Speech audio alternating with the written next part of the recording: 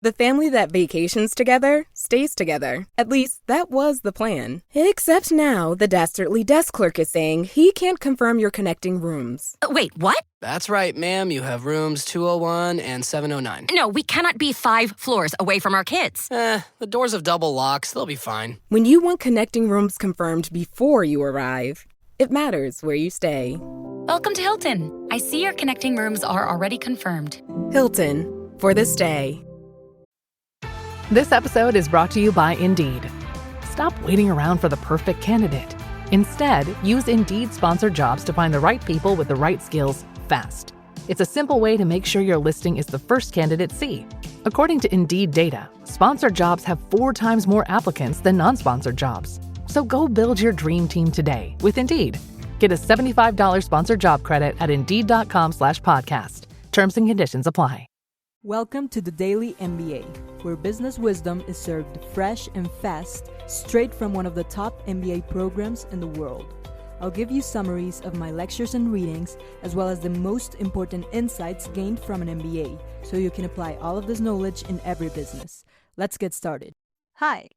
On today's episode, I'm going to keep talking about value investing, but I'm going to dedicate it to the ultimate measure of value creation, which is return on invested capital, or as we abbreviated, ROIC. This is probably the most fundamental concept for every investor because it has a crucial goal in measuring a company's ability to create sustained value. And understanding ROIC isn't just going to be about numbers. Again, it's going to be about gaining profound insight into a company's true economic engine. So, if we go to the basics, what is ROIC? This is going to be a measure of a company's capital efficiency. It will tell us whether each dollar that management invests back into the business, whether through building factories, acquiring other companies, developing new products, or anything else, is going to genuinely generate more than $1 in market value or in future earnings. So this is what Warren Buffett famously calls the $1 test. A truly great business is going to pass this test if it earns a return on its investments that significantly exceeds the opportunity cost of capital. So essentially, the return its shareholders could generate somewhere else for similar risk. If a company can take $1 of retained earnings and turn it into, say, $1.20 of market value, that's a fantastic use of capital. But if it turns down into only 80 cents, it's a value destruction, regardless of how much profit it is reporting. And you can see this a lot. There are companies that are earning profits, but they may not be returning on this money, so they are technically destroying value. And unlike any other common financial metric, like return on equity, which is ROE, or return on assets, which is ROA, ROIC is going to be considered way superior for assessing the core business, largely because it is unaffected by the financial leverage or the share buybacks. So for this, I'm going to go back into my finance episodes. If you remember, a company that is doing share buybacks can artificially inflate a company that takes in a lot of debt, for example, even if the underlying business is an improvement, because ROE is going to improve.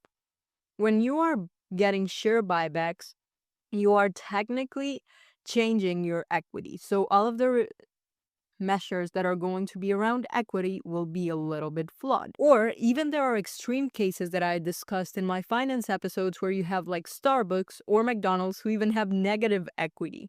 So how is this possible? They're just messing up, let's say, some of the company's financial statements because of their actions that they're doing, but because this ROE and ROA, you can manipulate a little bit more, because ROA can also be distorted by including non-operating assets or inconsistent accounting, but ROIC is going to provide the real measure of corporate profitability, striving to remove many accounting distortions and all of these non-cash charges like depreciation and amortization, and even sometimes adjusting for inflation in order to allow for consistent comparison across time and international borders.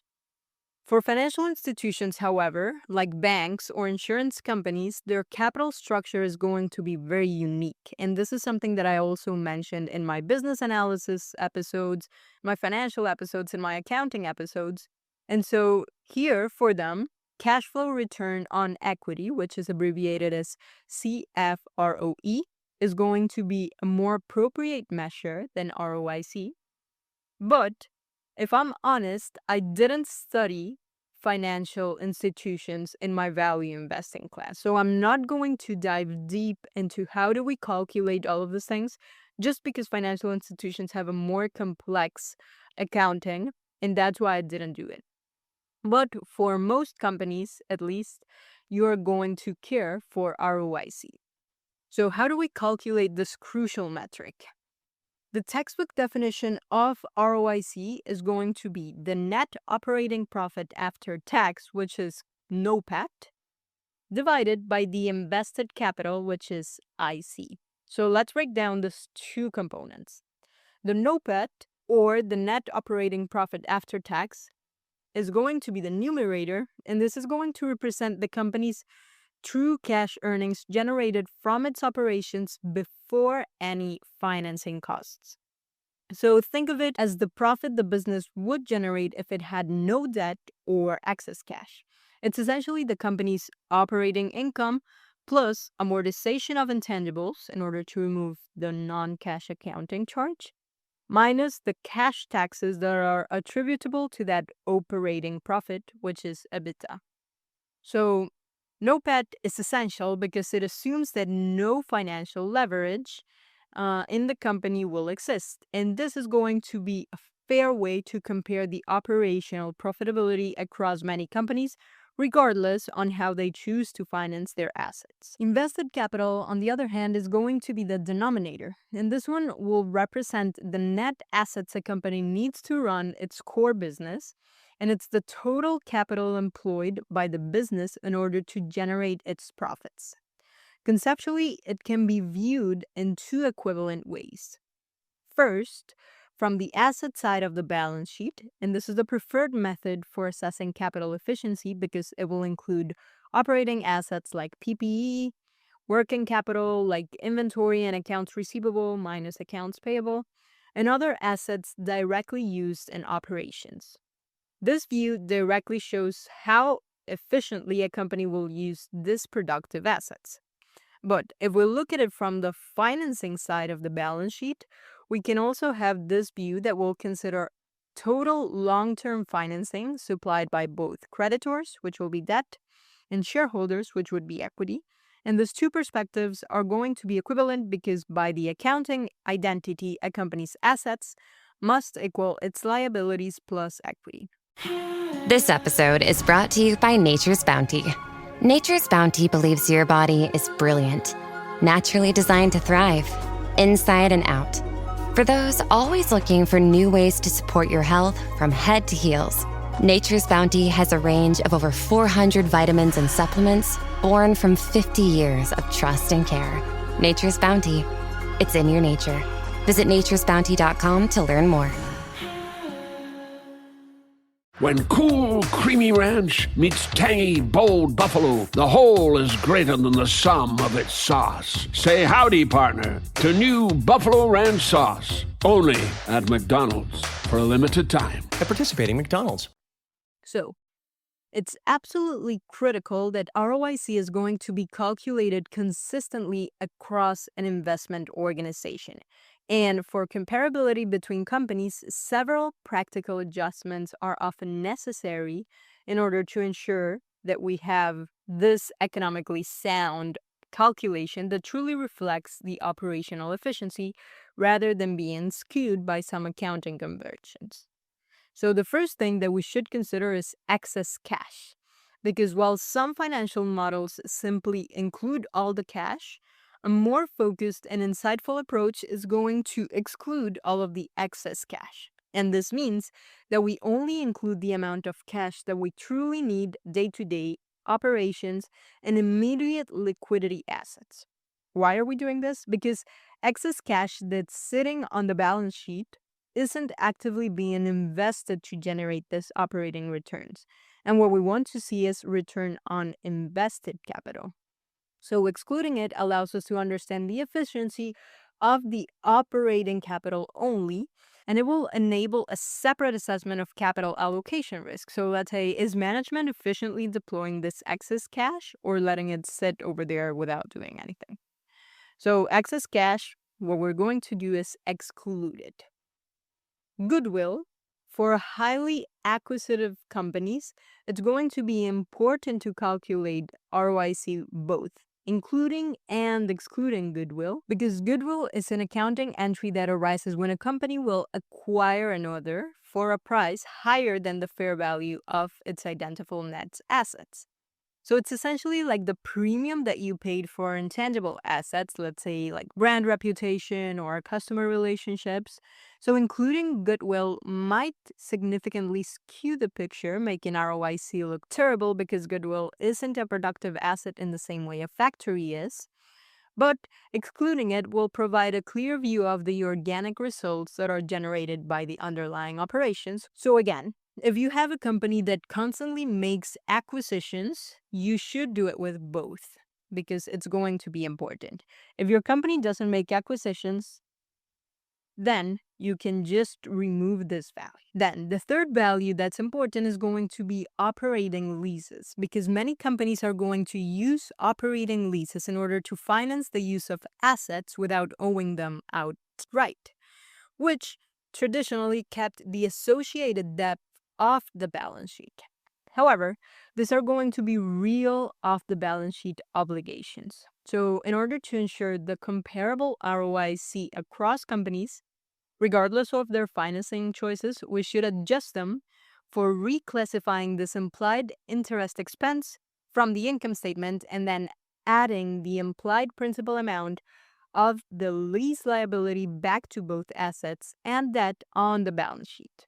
So essentially, we're going to treat these leases as if the company bought the asset and financed it with debt, because that's what it represents economically. So we're going to have to make this adjustment. Now, for the fourth one, which is R&D capitalization, if we have an R&D intensive industry like pharma or software, some are going to argue for capitalizing and amortizing R&D spend, even though accounting rules typically expense it in the period incurred. The argument is going to be that R&D is a long-term investment in future products and intellectual property, similar to building a factory or buying equipment. So expensing it immediately can distort current profitability and make ROIC look lower than it truly is for companies that are making significant long-term R&D investment. Capitalizing and then amortizing it over its useful life provides a more accurate view of the true investment and its associated return. So these are going to be some of the tiny things that you're going to have to twitch and either include or exclude from your calculations when you're doing ROIC. But basically, it's going to be just following a formula, having no put over invested capital, and just considering all of these things. So what you will do with excess cash, goodwill, operating leases, and R&D, okay? Since ROIC is so complex and so accounting heavy, I'm going to stop my episode over here, and then in my next class, I'm going to talk about the dynamic nature of ROIC and about mean reversions that are going to be also important topics that we should consider when we're doing this calculation. But as a takeaway for today, just remember that ROIC is going to be the most crucial factor for determining if a company is creating value or destroying value. So this one is the one that we want to look. And in order to compare it against other companies, we have to ensure that our calculations are being very, very precise in the accounting part. So that's why I took so long explaining all of the possible modifications that you might make depending on the industry or in the different companies. But If I didn't mention any industry that you want to investigate, look it up, because in The Intelligent Investor, there's some more thorough description on what you should do with all of this accounting things. If you like this episode, please give me a review or tell me in the comments, and share it with a friend who also wants to learn about MBA concepts or investment. And stay tuned so you can keep learning more about ROIC. Hey, Ryan Reynolds here from Mint Mobile. Now, I don't know if you've heard, but Mint's premium wireless is $15 a month. But I'd like to offer one other perk. We have no stores. That means no small talk. Crazy weather we're having. No, it's not. It's just weather. It is an introvert's dream. Give it a try at mintmobile.com/switch. Upfront payment of $45 for 3-month plan, $15 per month equivalent required. New customer offer first 3 months only. Then full price plan options available. Taxes and fees extra. See mintmobile.com. Introducing Taking Share, Lessons from Leaders with Rob Holmes, Chairman, President, and CEO of Texas Capital. During each episode, you will hear from leaders, decision makers, and culture shapers across industries. What drives them? What tips the scales when making tough calls? How do they continue to evolve? We're here to understand the thoughts behind their actions and discover how they are taking share. For more information on Texas Capital, please visit us at our website. In my next episode.